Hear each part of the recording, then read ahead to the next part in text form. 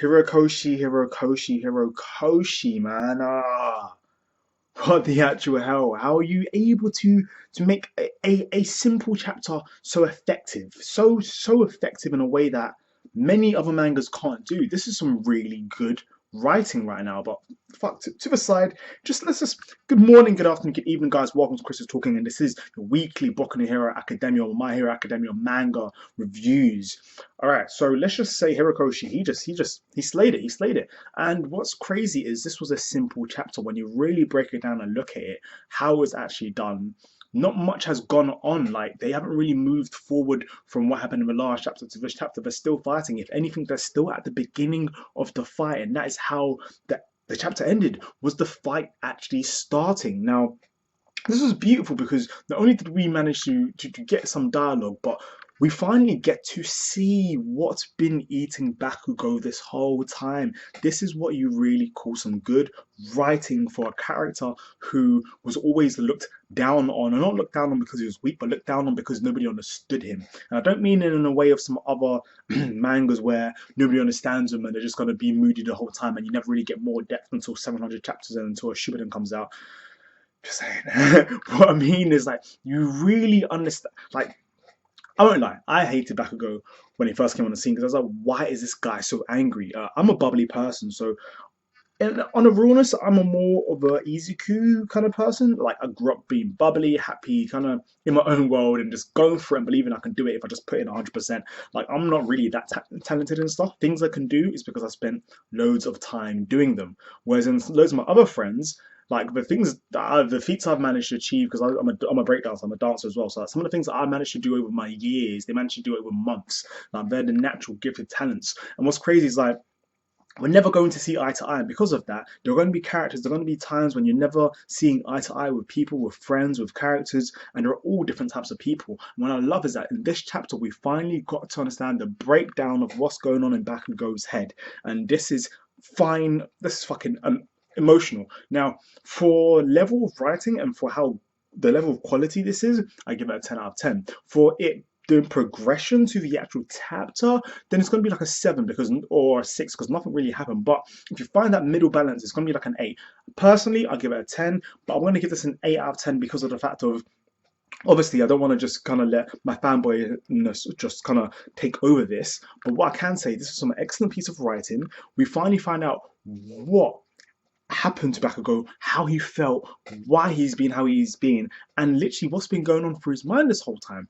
To think that he would actually end up letting it all out, telling Izuku, like, what the hell? At first he's, sorry, I'm still kind of excited. At first he was talking about how, I can't believe All Might chose you, this, that, and I was like, oh shit, okay, you're kind of going there. I was expecting that, but I was not expecting him to really open up and tell Izuku straight up, like, it was all my fault. The fact that I was the one who got I was the one who got kidnapped, and then all these events led up to All Might losing his ability. The person that I looked up to, the person that we looked up to, is my way of thinking that poor? Am I that shit? You really feel it. The sense of how, I don't know, you really feel everything that Bakugo is just everything that he is, everything he's been feeling, what's been going through his mind, and how the Izuku's secret's been affecting him. And now, like, I know there's always been a thing like, oh, is he going to be the main antagonist and whatnot? But somebody who commented on my reaction last week, yeah, I'm sorry for not knowing your name right now, but like, shout out to you guys who do leave comments. And also, don't forget to subscribe. You new people out there who are watching this video, do subscribe, because I do weekly what is this? My Hero Academia, Boku No Hero Academia reviews, manga reviews, and I do other otaku stuff as well as reviews and all that kind of good stuff. I just want to let you guys know, because you should subscribe for more of this goodness. Because yeah, this chapter was fine. It was fine. I was expecting more, but I feel like I got given more than I was expecting. Like, I wasn't expecting so much development with Bakugo, like, so much. Also, I like that we got to see a little shot of Eraserhead, like being told, "Oh yeah, 2 of your students are fighting outside," and I was like, "Oh shit!" So I'm interested to see where that goes. I'm interested to see how Eraserhead ends up actually playing part in this part of the story. Maybe I'm just gonna call it that Eraserhead's gonna be the person who's going to stop them by literally cancelling out the quirks before shit gets really serious. And at that point, I think that once Bakugo said everything that he feels, there was no hiding back. There was no more like, oh, like I'm being a dick for the sake of being a dick. Bakugo's aware of how shitty his personality is. But Bakugo's always been trying. Bakugo's aware now of Izuku. He's aware that All Might recognizes Izuku. It's no longer about having the power or the strength or whatever.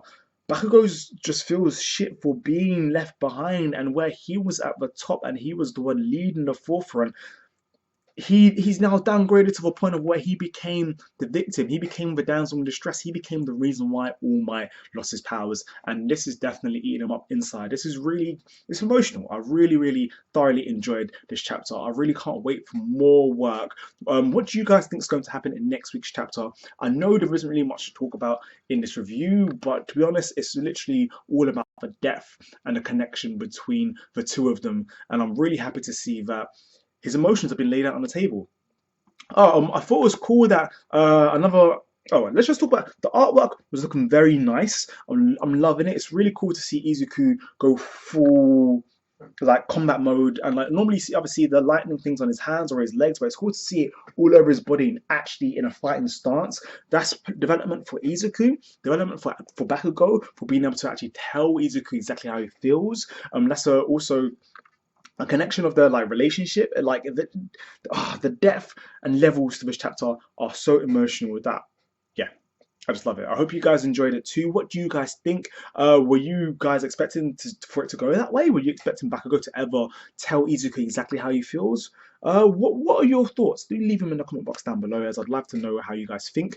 And once again, do subscribe, like, share, because I make videos on a regular basis. Have a good day. Chris is talking. Oh, lastly, I'll be posting up my One Piece review really soon, so subscribe for that too.